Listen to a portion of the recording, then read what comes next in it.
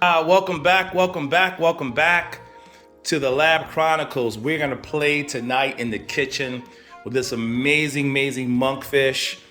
I'm gonna put that over a sweet pea and mint puree.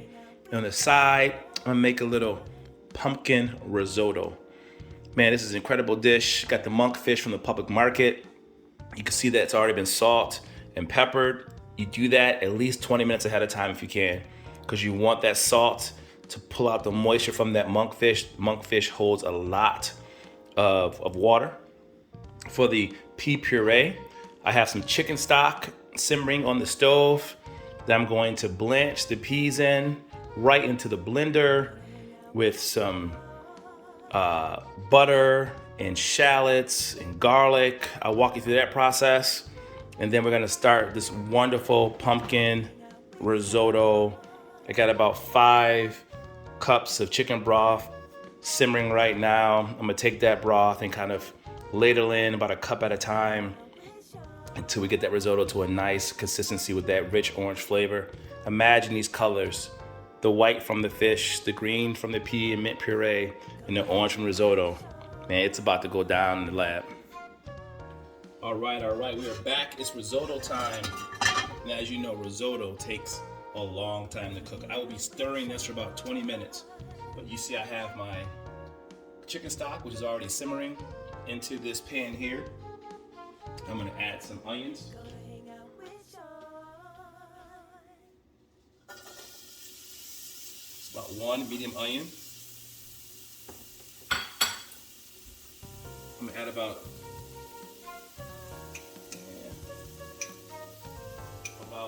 2 cloves of garlic. I'm gonna let this get nice and happy for about 2 to 3 minutes. Once that starts to become translucent and a little bit brown, I'm gonna add the rice. Tonight I'm gonna use about a cup and 3/4, maybe almost 2 cups of rice. And essentially, you start to pan sear the rice with the onions and garlic mixture.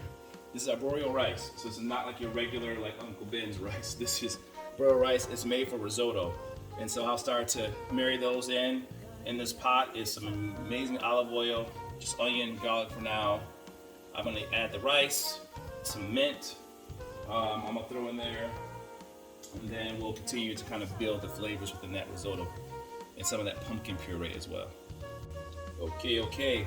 Those onions, that garlic are nice and happy right now. So I'm gonna take this arborio rice. I'm gonna add that to the pan. Turn my heat up to a medium now. And I'm going to let the oil that's released from the onions and the rice start to meld. You can see how the rice is already starting to turn from white to a tan color. It's starting to absorb in this pan all of the garlic and onion and the olive oil that I started in the pan with will absorb into that rice. I'll do this for about 5 minutes, and then I'm going to add a pinch of nutmeg. I'm going to add a 1/2 cup of white wine. I used some Rieslings. I already had it open in the fridge. And then I'm going to add some sage. So just to repeat the steps again: olive oil, onions, garlic, 3 to 5 minutes. Rice, 5 minutes. Season it a little bit with some nutmeg because I want to have that fall flavor, which is so typical this time of season of the year. Some sage, same thing. And then some white wine, which will make this all kind of come together and be nice and happy. Ooh, all right, so I love about cooking out the colors and the smell. I know you can't really smell as good here, but you have the risotto is already starting to come together. I've added the wine, I've added the sage, I've added some nutmeg, and now the technical, fun yet boring part, which is to start ladling in some warmed stock. Again, about 4 or 5 cups of stock in here. And you go about a 1/2 cup at a time. And what will keep happening is as you stir this in, it will start to like quickly absorbing the stock into the rice.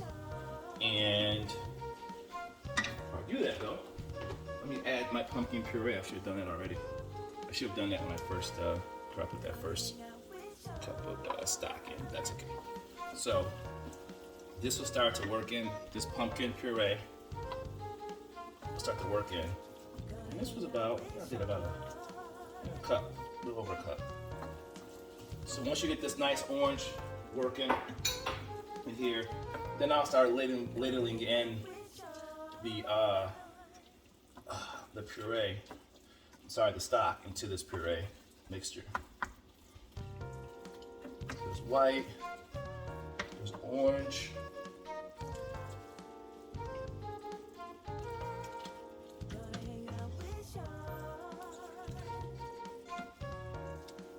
look at that. Isn't that beautiful? Did you see that? That's beautiful. Eat with your eyes, right? All right. Get the pumpkin mixed in. I'm gonna go back to the ladling part. So you'll start to ladle in about a cup to a cup and a half at a time until the rice can absorb any more stock. And that's when you know your risotto is done. This will take between 15 and 20 minutes actually. But just adding stock, let it cook down, don't rush it, don't try to overcook it. You wanna really take your time. And at the end of this, I'll add some butter to it to get it rich. I'll add some Parmesan cheese, and that will complete the risotto dish. Look at that. Oh man, incredible. I'll do this for 20 minutes. Again, when it gets to the end, salt, pepper, about a tablespoon of butter, some fresh Parmesan cheese, and this is going to be absolutely incredible. Absolutely incredible.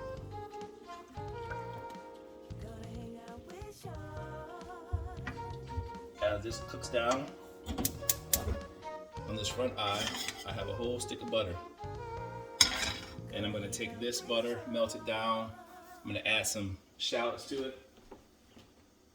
And this is how I'm going to start building the base for my pea puree. So it's all timing. I know this is about 20 minutes. My pea puree will take me about probably 10 minutes start to finish. My fish will take me about 20 minutes start to finish. So I'll get this butter just starting to melt a little bit, not to rush it, and I'll start thinking about the next dish.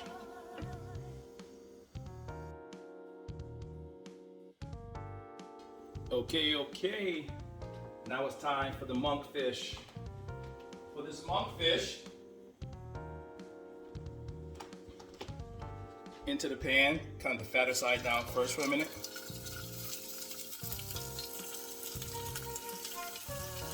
This helps your fish cook evenly. If you let the fat side go in, the fattier or thicker side go in first.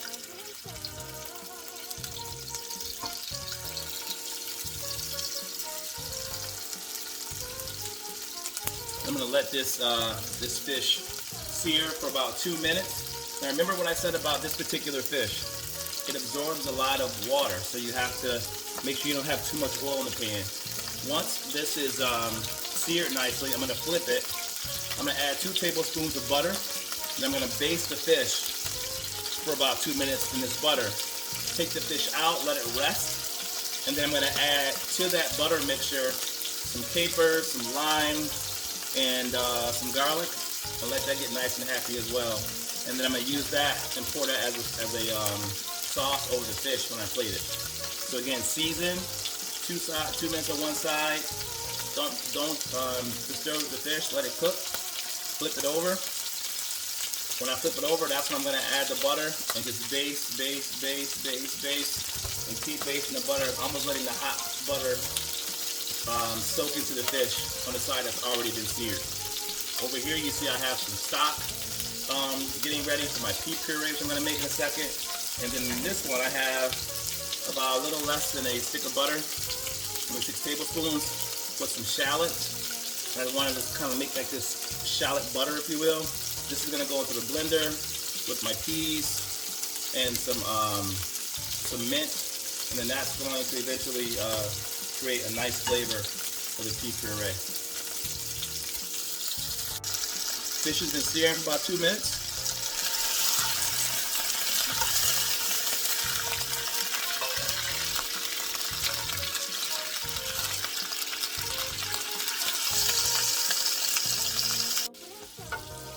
So I flipped the fish, added my 2 tablespoons of butter, and I'm just basting.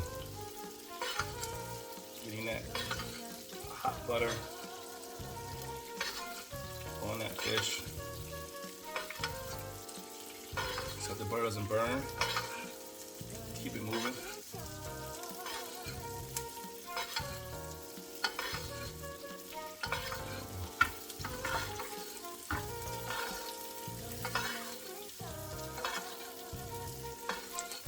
After about 3 minutes of this, I'm going to take the fish out, as I said, let it just rest. And as it rests, as that fish rests, then I'm going to add to this butter capers, garlic, thyme, and make a nice sauce for it.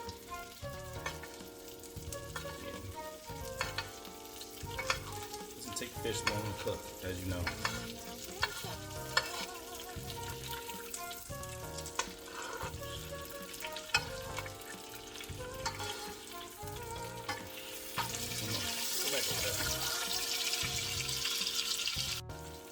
Look at that there.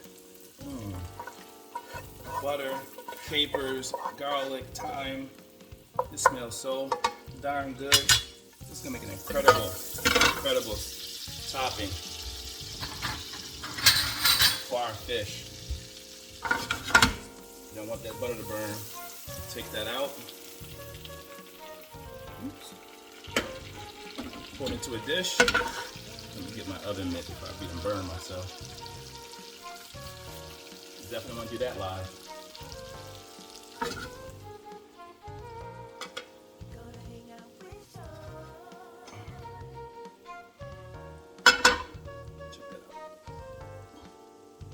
That's incredible. All right, now it's time for our wonderful pea puree. What you see there is some chicken stock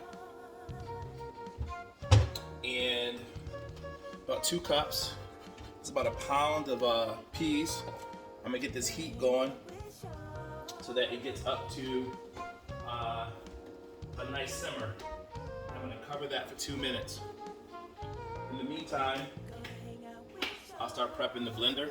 As I said earlier, here are some shallots, about 6 tablespoons of butter, and I threw in some mint. I'm gonna add that to our blender.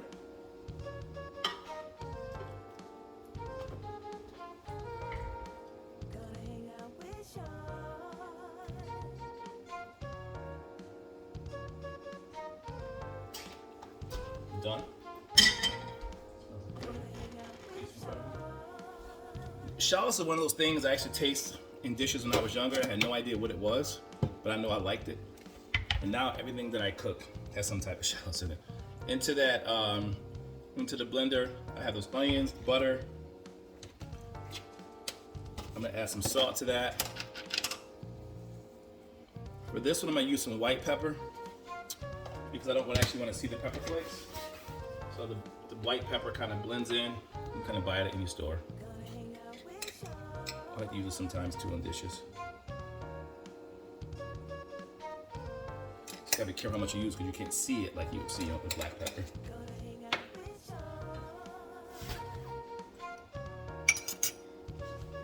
Into that blender, I'm gonna also add some garlic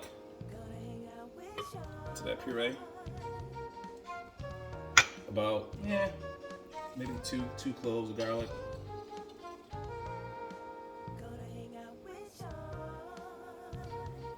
I'm gonna also add the stock, this chicken stock. Once these peas are done, I'm gonna add all this right into the blender as well. I'll probably reserve a little bit of the stock just in case it gets too thick, and I want to keep it. Somewhat, somewhat. If I want to keep playing with the consistency, you always keep a little stock at the end if you want, just in case. You never know. You don't want to run out of stock and then it's too thin. So sometimes I just take some of the stock off. That's warmed. It has a sweet pea flavor in it. It'll just help to keep the puree nice and smooth or thick. That's a preference.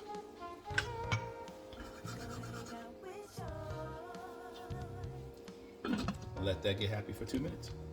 All right, the peas are in. Again, in here, butter, shallots, salt, pepper, peas, chicken stock, mint into the pea puree. Beat it for about a minute. And then after that minute, you want to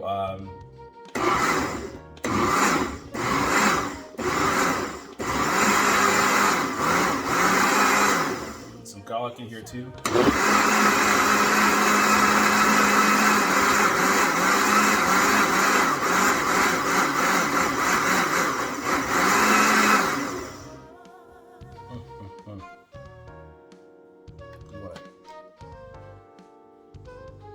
You want to be able to taste it, season it, whatever you choose. But it comes out looking there. You can do it thicker if you want. That's pretty good.